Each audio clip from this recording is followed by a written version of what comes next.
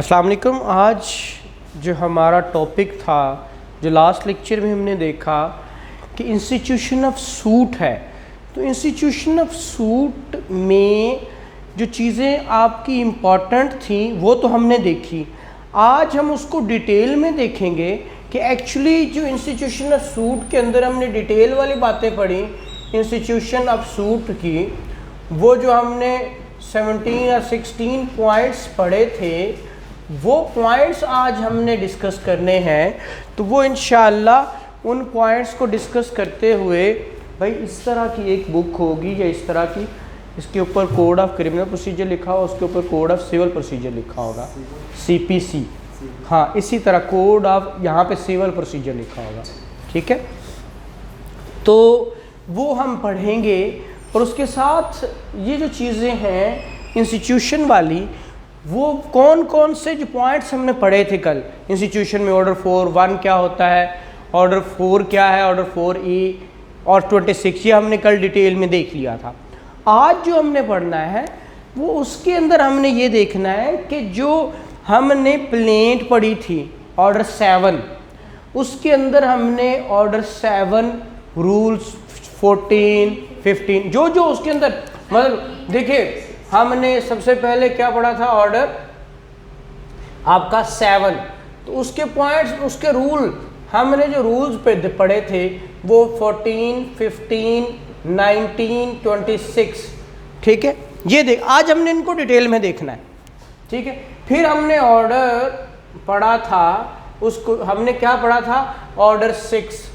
अब ऑर्डर 6 के अंदर कौन कौन सी इंपॉर्टेंट चीज़ें हैं, जैसे कि ऑर्डर 6 रूल्स, इसका रूल आपने 1 पढ़ा, फिर आपने अभी 17, फिर 18, ये देखने हैं ऑर्डर 6 के अंदर। और कभी कभार इसके अंदर जो इम्पोर्टेंट चीज़ें हैं, ठीक है, वो चीज़ें। फिर हमने ऑर्डर देखा था ऑर्डर 2। अब ऑर्डर 2 के अंदर हमने ऑर्डर 2 रूल 2 देखना है, ऑर्डर 2 रूल 2 देखना है, ये क्या होता है, ऑर्डर 2 रूल 2, ये देख के फिर हमने ऑर्डर 3 देखना है, ऑर्डर 3। अब ऑर्डर 3 के अंदर रूल आपने देखना है, रूल आपका 4 एंड 4 का सब रूल 5, ये क्या है।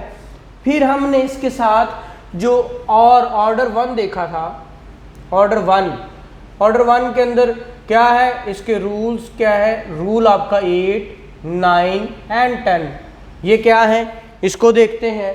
फिर हमने ऑर्डर देखा था, ऑर्डर इसके साथ जो इसी के अंदर ही देखा था, वो ऑर्डर 4 देखा था। 4 के तो हमने ऑर्डर 4 और 4A हमने साथ ही देख लिए थे। जो चीज़ें हमने इसके अंदर देखी थी, जो चीज़ें हमने मिला के पढ़नी है, वो हम सारी चीज़ें आज उसको हम डिटेल में देखते हैं, ठीक है। तो मुझे बुक दीजिएगा, जब तक दूसरी बुक नहीं आती मैं यहाँ से आपको दिखाता हूँ, जब तक वो दूसरी बुक आती है हम यहाँ से स्टार्ट करते हैं, ठीक है। देखिए, आपका पहला जो पॉइंट था वो पॉइंट क्या था, उसके अंदर हमने ऑर्डर 7 देखा था। इवन दो कि ऑर्डर 6 की भी बात करता, ऑर्डर 7 क्या है, देखिए ऑर्डर 7 की कैप्शन देखिए। मैंने कहा था इसको कहते हैं, ऑर्डर 7 की कैप्शन क्या है पता है आपको, ऑर्डर 7 की कैप्शन क्या है, प्लेंट, शाबाश, ठीक है। ऑर्डर 6 की प्लीडिंग्स जनरली, ठीक है। ऑर्डर 1, 2 की क्या है, फ्रेम ऑफ सूट, ठीक है। ऑर्डर 3 की क्या है, रिकग्नाइज्ड एजेंट्स एंड प्लीडर। और ऑर्डर 1 क्या है, parties to the suit, to the suit. और ऑर्डर 4 क्या था, institution of suit, institution of suit. और 4A क्या था, शाबाश, एडमिनिस्ट्रेटिव जज।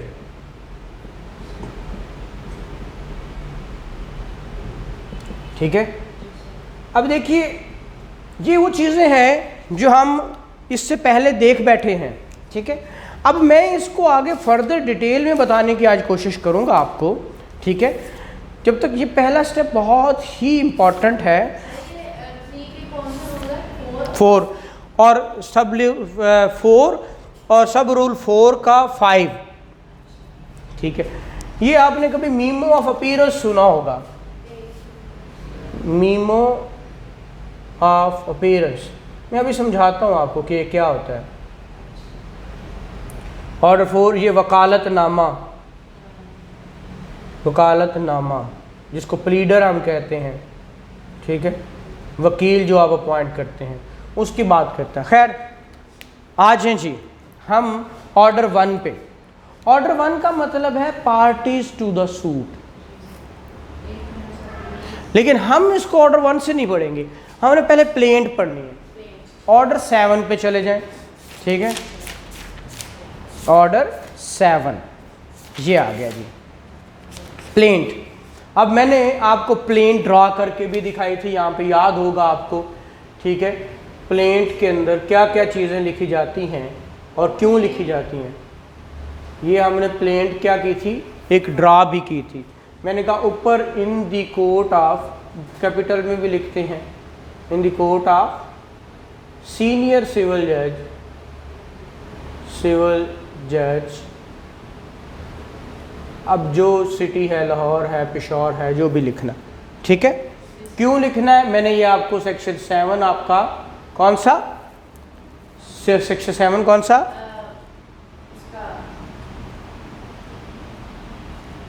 ठीक है जी। साथ में आपका सेक्शन, आपका ऑर्डर भी कहता है, ऑर्डर 4A कहता है, 4 और 4A कहता है। एक आपका एक जज होगा, एडमिनिस्ट्रेटिव जज होगा, वो कोई भी जज, सिविल जज हो सकता है।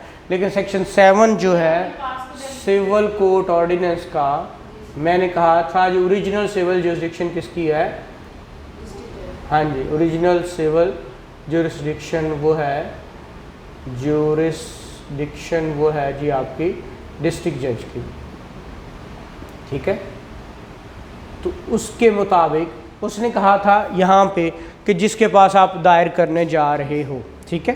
अब ये कैप्शन देने के बाद यहाँ पे एक हम खुद ही लाइन लगाते हैं और सूट नंबर लिखते हैं, हम खुद ही लिख देते हैं उनकी कन्वीनियंस के लिए, और आगे स्लैश करके 2021 कर देते हैं, वो जो उन्होंने नंबर जी, क्योंकि नंबर जो लगाना है तो वो लग जाएगा ऊपर, ठीक है। फिर यहाँ पे पार्टीज नेम लिखते हैं, पार्टी। अब ये पार्टीज नेम, ये जो पार्टीज नेम होंगे, अब पार्टीज नेम के लिए भी अब एक पार्टी हो सकती है, 2, 3, इसके साथ एड्रेस और सारा कुछ। और ये क्योंकि प्लेंटिव होगा तो यहाँ पे हम क्या लिखेंगे, रेसिडेंस, उसका बल्दियत, उसकी रेजिडेंस, वो सारा लिखना है।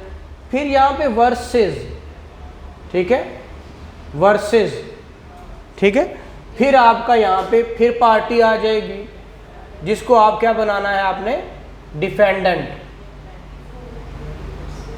ठीक है, प्लेंटिफ और यहाँ पे डिफेंडेंट बनाना है।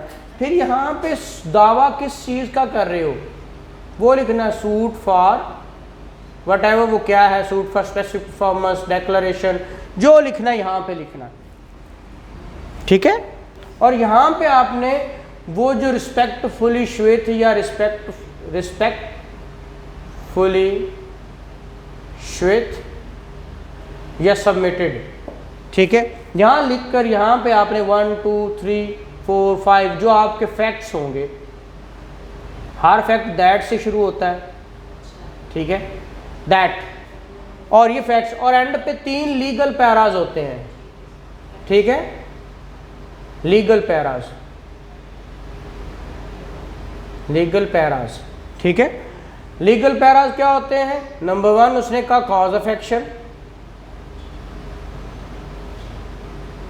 ठीक है। नंबर 2 उसने कहा क्या, जुरिस्डिक्शन के बहाने से,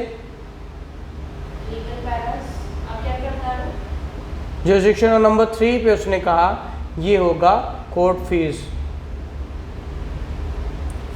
ये आपका ये फैक्ट्स वाला हो गया, इसके बाद ये फैक्ट्स हैं, ये नीचे 3 लीगल पैराज हर प्लेंट में होते हैं, कॉज ऑफ एक्शन, ज्यूरिसडिक्शन और कोर्ट फी। ठीक है, और साथ में जो आपका यहाँ पे आएगा, नीचे आप यहाँ पे लिखते हो प्रेयर। प्रेयर उर्दू में इसको कहते हैं इस्तदा, इसको उर्दू में प्लेंटिफ को मुद्दई और मुद्दा अलैह। ठीक है, ये आपने अच्छा जिसको क्या बोलते हैं, मुद्दई या औरत है तो मुद्दैया। ठीक है, मुद्दा अलैह, और ज़्यादा है तो मुद्दा अलैहान, मुद्दा अलैहान या अलैहम। ठीक है, ये उर्दू नहीं है ना एक्चुअली, वो यहाँ पे आप इसको कहते हैं, अब ये मुद्दई है ना, हस्बे ज़ैल अर्ज़ परदाज है, हस्बे ज़ैल, हाँ जी, अर्ज़ जी, भेज दे अंदर, भेज दे अंदर, परदाज है। ठीक है, ठीक है, पे है ये सर, या पे परदाज, दाल अलिफ जे, परदाज। ठीक है, इसके अंदर हस्बिजल, ये आपका इसके साथ प्लेन के साथ आ जाएगा। ठीक है जी, बेटा बैठ जाए। वालेकुम अस्सलाम। अच्छा, ये प्रेयर की बात करते हैं, जो आप इस वक्त इसी तरह लिखनी है। प्रेयर को उर्दू में क्या बोलते हैं? इस्तदा। ये इसी तरह लिखते हुए यहाँ पे आपने जो मांगा है वो देखेंगे, लिखेंगे, जनाब मैंने ये कहा है कि ये दावा मेरे हक़ में डिग्री कर दिया जाए। अब यहाँ पे आप लिखेंगे थ्रू,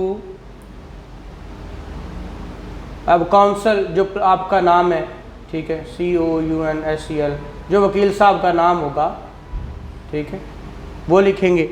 यहाँ पे एक वेरिफिकेशन क्लॉज आती है, वेरिफिकेशन प्रेयर के बाद, और यहाँ पे उसको वेरीफाई ऑन ओथ करते हो कि जनाब पार्टीज़ भी लाहौर की हैं और इसलिए ये जो पैरा हैं, कंटेंट्स हैं, और यहाँ पे अगेन काउंसिल के नाम आते हैं कि जो इसने कहा है सारा मैंने इसके सुन कर कहा है कि ये दुरुस्त व सही है। ठीक है, इस तरह आपकी क्या बनेगी प्लेंट ऑर्डर 7 में। ये जो वेरिफिकेशन है सर, ये कौन कह रहा है कि बिल्कुल ठीक है जो लिखा है? हम वकील कह रहे हैं कि हम कह रहे हैं जी ये पैरा था, सपोज़ हम इसको नंबरिंग करते हैं, कहते हैं 1 2 3 4 5 एंड 6 7 8। ठीक है, ये जो 6 7 8 है ये तीनों लीगल है। हमने यहाँ पे कहना है it is verified on oath at Lahore on this date, the para number 1 to 5 are correct by information given to us, किसने दी, and para number 6 to 8 are true at due to क्या according to my belief and knowledge। Legal para- हाँ जी, ठीक है, वो चीज़ें ये verification में आएंगी। बेटा आप लोगों के एक पेपर आएगा अभी, शायद आपका प्लीडिंग एंड कन्विंसिंग, शायद वो अभी शायद पार्ट लास्ट में होगा, अभी इसमें नहीं है, अभी तो आप लोगों का वो दूसरा है, तो उसके लिए ये ज़रूरी है, लेकिन अभी शायद आपका इंग्लिश का पेपर है। ठीक है, वो देख लेते हैं। ठीक है, तो यहाँ तक ये क्या है आपकी प्लेन, वो जो ऑर्डर आपका क्या बता रहा है 7। ठीक है, तो ये अपनी बुक लें, शायद ये कोड नहीं यहाँ पे आई ना जी, ना कोई नहीं दी उसने। सर एंड पे क्या होगा वेरिफिकेशन के बाद? वेरिफिकेशन के बाद फिर काउंसिल साइन करेगा, कौन सर, ये जो एडवोकेट जी वकील साहब जो होंगे वो क्या करेंगे, साइन करेंगे। ठीक है, ये आ गया आपका ऑर्डर 7। इसी तरह देखिएगा 1 में प्लेंट का पर्टिकुलर कौन कौन से हैं, name of the court, name description of residence of plaintiff, आगे name description residence of the defendant, वही बातें सारी जो मैंने यहाँ पे बना के दिखा दी। ठीक है, क्या बताया था? यही कोर्ट का पार्टिक जी, ये पर्टिकुलर्स ऑफ प्लेंट बता रहे हैं। ठीक है, वो सारी चीज़ें, अगर मनी सूट है तो कितना आपने प्रॉफिट कमाया, वो सारा, वो सारे भी ये आपके जो फैक्चुअल पैराग्राफ्स होंगे ये फैक्चुअल पैराज होंगे, ठीक है। इसी तरह अब बाकी चीज़ें कि कब क्या क्या सब्जेक्ट मैटर होगा, अगर रिप्रेजेंटेटिव के थ्रू सूट कर रहे हैं वो कैसे आएगा, वो तो आपने लिखना है ना। यहाँ पे प्लेंटिव तो थ्रू लिखेंगे कौन सा, जैसे हमने यहाँ पे कल कहा था ये आया रिकग्नाइज एजेंट्स आर प्लीडर्स आया था ना, तो वो बातें अगर लिखनी है तो यहाँ पे लिखेंगे अगर ABC आ रहा है वो माइनर है, ठीक है, या इनसेन है, तो ऐसी सूरत में वो कहेगा कि थ्रू इट्स गार्डियन आ जाए, वो कोई भी होगा। अच्छा, अब आप पढ़ेंगे 14 एंड 15, इसकी कैप्शन जो मैंने कल पढ़ाई थी 14 और 15, वो रूल 14-15 क्या कहता है, production of document on which plaintiff sues, जिन डॉक्यूमेंट पे, अब इसके ऊपर कैप्शन है document relied on in plaint. Plaint में आपने लिखा जनाब ये ये एक प्रॉपर्टी थी, इसको मैंने लेना है, ऐसे करना है, ऐसे करना है, ठीक है। तो वो किस बेस पे कह रहा है, किसी कॉन्ट्रैक्ट के बेस पे, किसी आपके हिबा, कोई आपके पास डॉक्यूमेंट है ना, कोई अग्रीमेंट टू सेल है, कोई सेल डीड है, कोई आपका म्यूटेशन है, व्हाटएवर किसी चीज़ पे आ रहे हैं, तो वो जो डॉक्यूमेंट हैं जिसकी बेस पे सू कर रहे हैं इन पोजेशन, वो 14 में कह रहा है where a plaintiff sues upon a document in his possession or power he shall produce it in court when the plaint is presented, या प्लेंट लगाई दी जाएगी तो वो साथ में, ये हमने जब पूरा प्रोसीजर पढ़ा था, ठीक है, is presented and shall at the same time deliver to the document or a copy thereof to be filed with the plaintiff, ठीक है। फिर list of other document अगर और हैं where he relies on the other document whether in his possession or power or not as evidence in support of his claim, he shall enter such document in a list to be added to next to the plaintiff, or statement in case of document not in plaintiff's possession or power, ये 15 बता रहा हूँ, हाँ power of possession में नहीं है, where any such document is not in the possession or power, then where any document is not in possession or power of the plaintiff he shall if possible state in whose possession or power it is, ये बताना है, ठीक है। फिर 19 हमने पढ़ा था address is to be filed with plaint, ये 19, ठीक है। एड्रेसेस ऑफ पार्टी जिसको मैंने कहा था फर्द पता, every plaint or original petition shall be accompanied by a proceeding given an address at such service of notice, summons or other process may be made on the plaintiff or petitioner, or petitioner, जो plaintiff है ना जिसने दावा दायर किया है उसको बताना है कि अगर आपको समन भेजने हो, आपको बुलवाना हो तो कैसे बुलवाएंगे, ये लिखा हुआ है। आगे प्लेंटिफ और petitioner subsequently added shall immediately on being so added file a proceeding of his nature, the address filed under this rule shall be entered in the register of suit mentioned in order for rule 2, वो वहाँ पे लिखा जाता है ना ये party थी, ये सारा था। डिफेंडेंट्स के भी और प्लेंटिफ्स के भी नहीं सर, डिफेंडेंट्स के तो लिखने हैं समन्स के लिए, उनको समन आने, अगर कोर्ट समन भेजना चाहे प्लेंटिफ को, एक्चुअली इसका मकसद और भी होता है ना, आप जुरिस्डिक्शन कहाँ है, आपकी टेरिटोरियल बनती है यहाँ की कि नहीं, ठीक है, तो वो भी डिटरमिन करना होता है, ठीक है। इसी तरह आपका रूल मैंने 26 भी बताया था आपको, list of legal representative of the plaintiff, plaintiff के जितने लीगल रिप्रेजेंटेटिव होंगे उनकी एक लिस्ट भी लगाई जाएगी, वो ऑर्डर 26 ऑर्डर 7 रूल 26 था, ठीक है। वो क्या है, in every suit of nature referred in rule 3 order 22 the plaint जी 26 अभी पढ़ रहे हैं हम, हाँ रूल 3 ऑर्डर 22 ऑर्डर 22, जब कोई मर जाता है, डेथ हो जाती है किसी की, तो उस वक्त उसके लीगल रिप्रेजेंटेटिव आने चाहिए, रूल 3 ऑर्डर 22 रूल 3, ठीक है। उसमें जब कोई शख्स दावा करने वाला जिसको प्लेंटिफ या मुद्दई कहा था हमने, औरत है तो मुद्दईया कहा था हमने, वो अगर उसके कोई लीगल एयर्स हैं तो वो भी साथ में लगा रहे हैं। Name and addresses of the person who in the event of the death of plaintiff may be made as a party as is legal representative, दूसरा, name and address is the person who in the event of death of plaintiff shall intimate such fact to the court. ये भी लिखना है, अगर मर गया है तो ये बताना किसने कि मर गया है, उसका नाम। Furnish the court such name particular address of the legal representative of the plaintiff and make an application for legal representative to be made a party. तो वो किसने बताना है, दोनों बताएंगे, एक बताएगा, उस फैक्ट को भी साथ में मेंशन कर देना। फिर अ प्लेंटिफ में एट एनी टाइम, अब साथ लगाना चाहे तो साथ भी लगा, लेकिन at any time file in the court an amended list of his presumptive legal representative. एक मर गया, चार मर गए, वो कहता भाई अब ये नहीं रहे, अब ये रह गए, तो वो एनी टाइम, हाँ जी, तो वो भी उसको इंटीमेट करता रहता है। आगे, nominate such person in the place of the person nominated under clause B of subsection 1, वही ऊपर वाली बात कर रहा है। A nomination made under clause B of sub-rel 1 shall, unless varied under clause 2, remain in force throughout the pendency of suit and proceeding arising thereof, including appeal revision।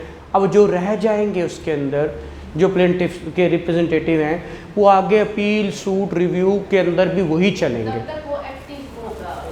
हाँ, वो अब कल को आप कहेंगे नहीं ये भी लीगल एरर है, कहता नहीं जनाब आपने तो ये बताया ही नहीं, अगर ये था तो आप बताते तो सही। आगे सूट का फैसला हो गया, अपील, रिव्यू, रिवीजन करनी है, तो वही लीगल एज रहेंगे जो आपने लिस्ट दी थी। अगर हम, हाँ, अब हो सकता है उसके बाद फौत हुए हों या उसके बाद आए हों, तो वो आप अमेंडेड भी लगा सकते हैं जी। मैंने इसी में बताया है आपको, ये देखें इसके अंदर उसने बताया है, प्लेंटिफ में at any time file in the court, ये सब रूल 2 है किसका, 26 का सब रूल 2, उसके अंदर बताया हुआ है कि amended list of presumptive legal representative दे सकता है। ठीक है, आगे समझ जी। तो ये आपका था ऑर्डर 7 के जो इम्पॉर्टेंट रूल्स थे। ठीक है, वो अगर प्लेन को किसी भी टाइम मतलब अमेंड किया जा सकता है, तो फिर रिव्यू और अपील में क्यों नहीं किया जा सकता? प्लेन में कोई प्लेन तो ख़त्म हो गई था ना, अब उस वक्त अगर वो फैक्ट था ही नहीं, तो फिर तो उसको अमेंड, ये उसने कहा जिस वक्त भी चाहे अमेंड कर सकते हैं, लेकिन फैसला होने से पहले पहले। तो जब अगर अपील में कुछ नया फैक्ट आ गया तो अपील में देते हैं अब, क्योंकि उस वक्त तक तो फैक्ट था नहीं, अब नया फैक्टराइज हो गया, मतलब अपील सूट क्या हुआ, डिसाइड हो गया, डिसाइड होने के बाद एक बंदा मर गया, तो ये फैक्ट तो नया है, तो आपने तो बताना वो मर गया, अब ये इसका लीगल रिप्रेजेंटेटिव ये इसको क्या करेगा, तो ये अपील में वो कह सकते हैं जी। अच्छा, तो ये यहाँ तक था, कुछ सही समझ आया तो पूछें। सिर्फ ऑर्डर 7 को आज आपने पढ़ना है, उसको वो ग्रैब करना है, फिर इंशाल्लाह ये बहुत इंपॉर्टेंट चीज़ें हैं, हमने सारे रूल्स और सारा कुछ नहीं पढ़ रहे, जो जो चीज़ें पढ़ने वाली हैं, जो बहुत प्रैक्टिस में हैं, वो चीज़ें इंशाल्लाह हम पढ़ते जाएंगे। तो थैंक यू वेरी मच, जो है बाकी इंशाल्लाह कल देखेंगे।